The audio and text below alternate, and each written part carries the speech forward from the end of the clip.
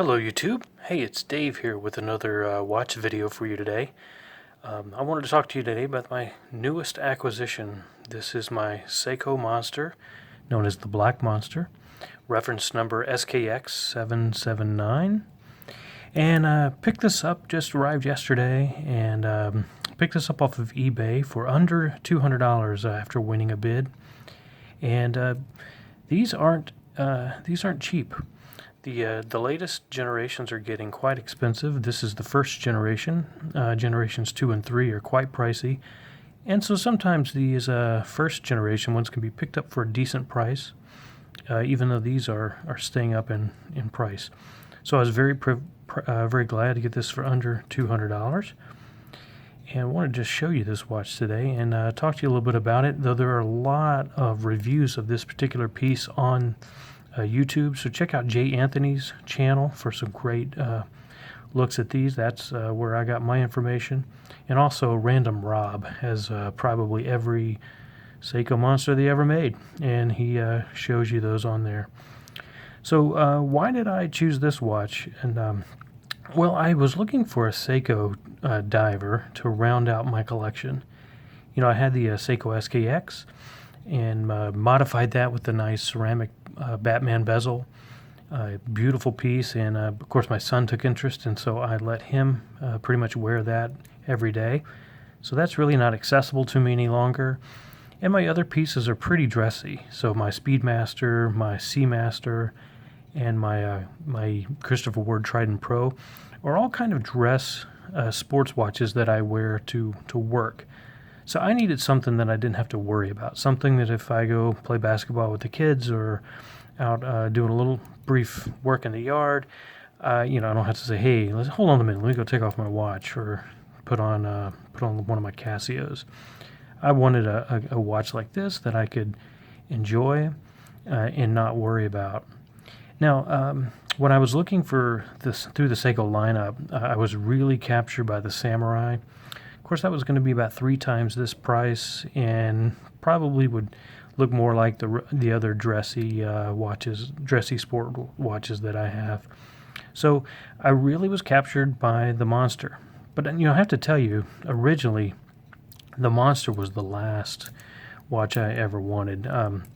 This is a love it or hate it piece, and I was in the camp of those who hated it and really wanted nothing to do with this watch. The very first time I saw it, I thought, why is there an obsession with this watch? But of course, when I think of the Monster, I think of the orange Monster with the shark teeth going all around the chapter markers. And I just think that's ugly. I still am not a big fan.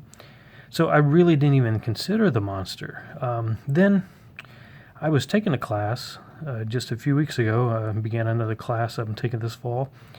And my professor, of course, you size up people by the watches they wear. And I'm carefully studying the watch he's wearing. And I'm like, that looks like a Seiko.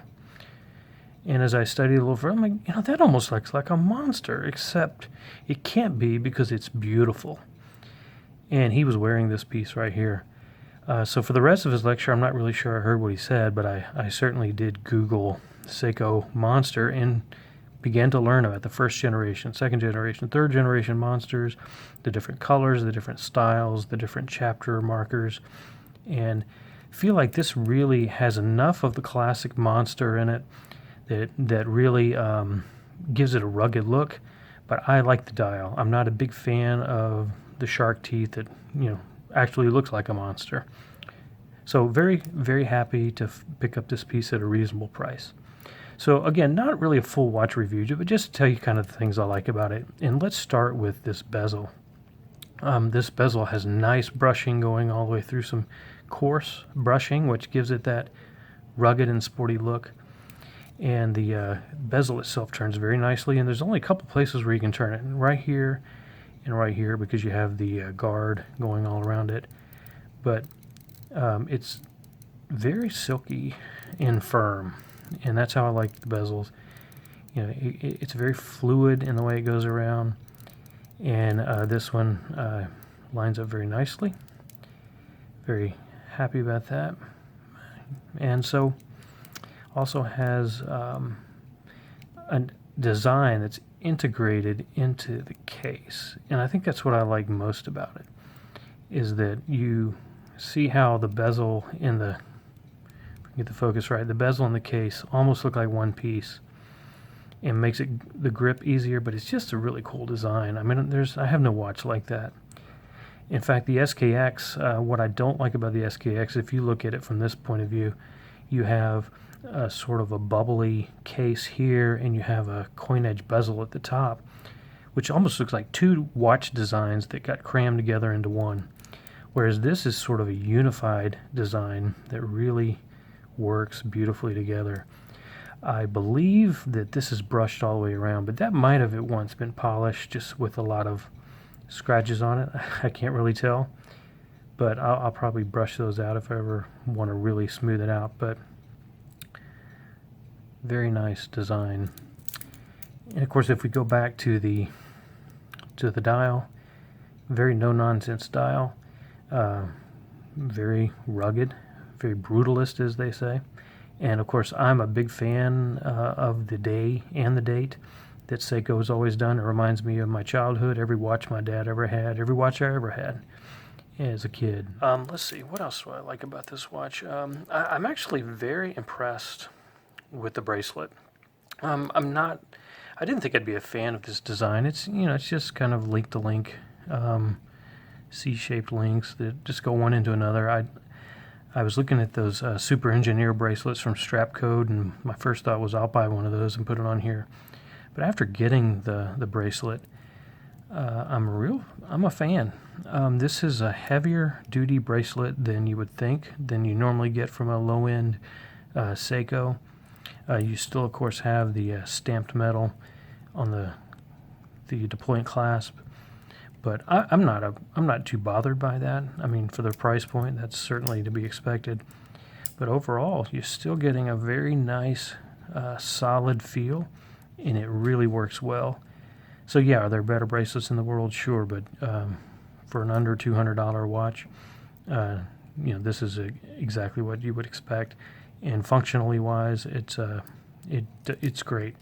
And this, of course, has a diver's extension in it that I'm not going to demonstrate here, but it's there, adding an extra inch to the bracelet. Now, this bracelet was just completely scratched up. I mean, the wear was very thick on it, and I was able to take my steady, dependable tool. I use a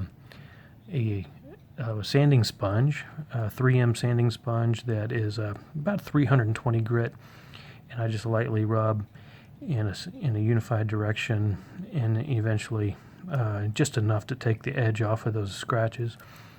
And I really went to work on this. I couldn't get deep enough to get some of those scratches, but believe me, this was unrecognizable almost when I first got it.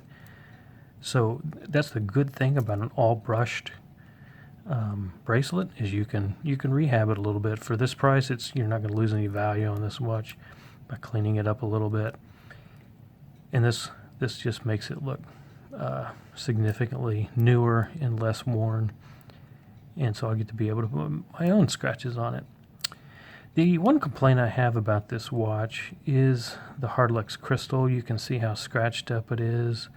With sunlight coming on it, it gives it kind of a haze look going over it. I almost thought maybe there was some fingerprints underneath or something, but it's just a hazy look comes across it that I'm not a big fan of. So at some point I've got to decide if I want to purchase a sapphire crystal and place that in here. I certainly did that with SKX, and it really dramatically improved the look. So if this is a keeper, I'll certainly probably consider that as an upgrade. Let's talk about the movement. So the movement is the 7S26, as you can see there.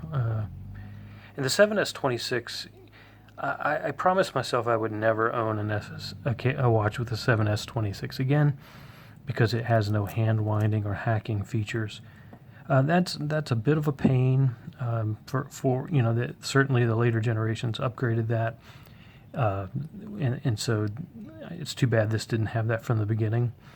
But again, if I were not wanting a under $200 simple dive watch, then I certainly would have gone for the third generation or the second generation and gotten the upgraded movement that had those features. But I can live with this.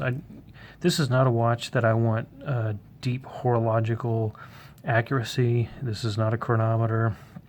I'll be very happy just to have it functioning close to the time. This is going to be a weekend wear watch, and one day this movement will crap out, and this is kind of what you replace. It's not probably one that you service, or maybe I do. Who knows, depending on how I'm feeling at the time.